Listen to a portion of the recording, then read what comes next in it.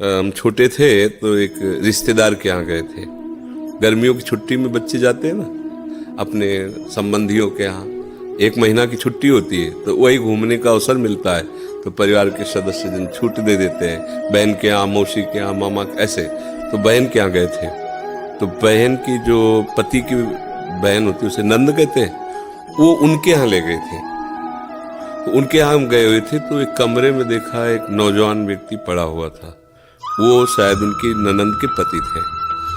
तो उनको पता नहीं क्या लगा, भगवान की प्रेरणा, हम तो बच्चे थे, तो हमें बुलाया, ऐसे नजदीक गए तो रोने लगे। उनका बच्चा अब हमारी कोई बात नहीं सुनता तो हमें मन में है आपसे बता दें, तो शायद हमें भगवान उदाहरण देना चाहते होंगे इसलिए सुनवाया होगा, नहीं तो हम बच्चा थे, उनका कोई सपोर्ट तो कर ही नहीं सकते थे। उनका बच्चा है, जो बिल्डिंग देख रहे हो मेरी बनवाई हुई, वो मेरी पत्नी है, और वो टाकीज के सामने मेरी चाय समोसा पान इसकी दुकान थी, मैं सुबह से शाम तक मेहनत करता, तो यही पत्नी हमारे मोजे जूते उतार करके हमें प्यार करती थी। हमारे शरीर में लकवा मार गया, अब मैं उठ नहीं सकते। बोले 2 रोटी से ज़्यादा भोजन नहीं देती, और कहती ज़्यादा देंगे तो बार बार शौच करोगे, हमें फेंकना पड़ेगा। बोले हमको मारती भी है, हमसे बात नहीं करती, चिल्लाते रहते हैं, हमारे सामने दूसरे पुरुष को बुलाती, बात करती ऐसा। बोले किससे कहूँ, अगर कहूँ तो ये मारेगी आकर के, कहना नहीं। तो हम बच्चे थे पर वो बात हमारे दिमाग में, हम बार बार सोचा इस विषय कि मेरे से क्यों कहा, तो शायद मुझे शिक्षा भगवान दिलाना चाहते थे, एक उदाहरण हमारे दिमाग में। देखो ये वो बता रहा है कि जब मैं कमा के आता था तो मेरे जूते मुझे उतारती थी, मुझे प्रेम करती थी। आज वही पत्नी है, मेरा ही सब वैभव है, मुझे रोटी भर पेट है, क्योंकि लकवा मार गया, शरीर बेकार हो गया, अब वो पड़ा ऐसे। अब उस व्यक्ति का कौन मित्र होगा, कोई प्यार से बात, तभी तो हम बच्चा थे, हमें बुलाया, कोई प्यार से बात नहीं कर सकता। वही व्यक्ति है जिसने अपने जीवन को सजाने की चेष्टा की, लेकिन एक मित्र है जिसको नहीं जानता था, इसीलिए अगर उस मित्र को जानता होता तो उसको रोना नहीं बनता, वो केवल उसी से बात करता और जीवन बदल जाता। वो कर तुम अकर तुम अन्यथा कर तुम, सच्ची मानो।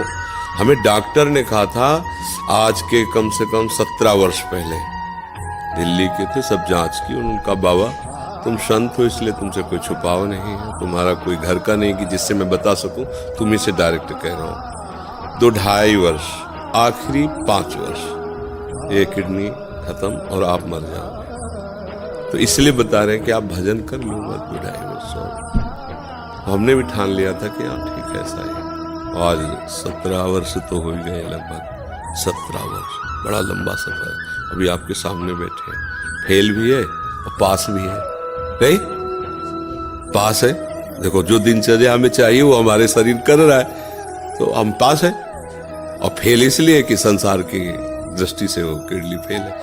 अगर भगवान का भरोसा ना होता तो सोचो आज हम कितने परेशान होते, शरीर को लेकर, पैसे को लेकर, कितना खर्चा, कैसी दवाइयाँ, कहाँ से डॉक्टर कहाँ लाते, क्या कुछ नहीं करना होता।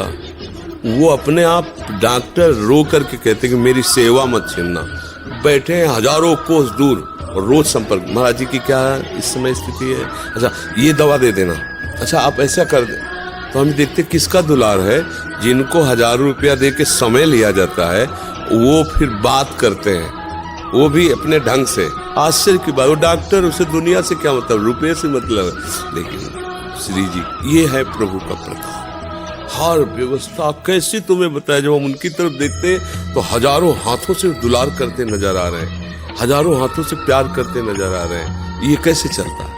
अब हमें कुछ किसी से मांगना नहीं, किसी से कुछ कहला नहीं, अपने आप सब व्यवस्था होती है। ये हमारी नहीं, भगवद आश्रय होने की बात है। अगर भगवद आश्रित नहीं हो तो वो अमल पत्नी होती, बच्चे होते, किसी के काम की तरह नहीं गए थे, तो क्या कहते, तेरे दिन इसे 4-5 हजार रुपये डायलिसिस के लिए चाहिए, दवाइयाँ चाहिए, भगवान उठा लो, ऐसे पूछ लो भगवान इनको, वो कहती है इनको पूछ लो, संसार का खेल है ऐसा। तो ये हम कोई तुम्हें कहानी नहीं बता रहे, सच्ची बात कह रहे, अभी अंधकार है और भगवान का आश्रय ले लो, आनंदित रहोगे। आज आपको नहीं समझ में आएगा, किसान खेती बोता है तो तुरंत फसल नहीं काटने को मिलती, थोड़ा समय लगता है। ऐसे आप अपने जीवन को भगवान में समर्पित कर दो, नाम जप करो, रहो उसी संसार में, वैसे ही रहो। मैं नहीं कहते बाबा जी बनो, गंदे आचरण मत करो, गंदा नशा मत करो, गंदा व्यवहार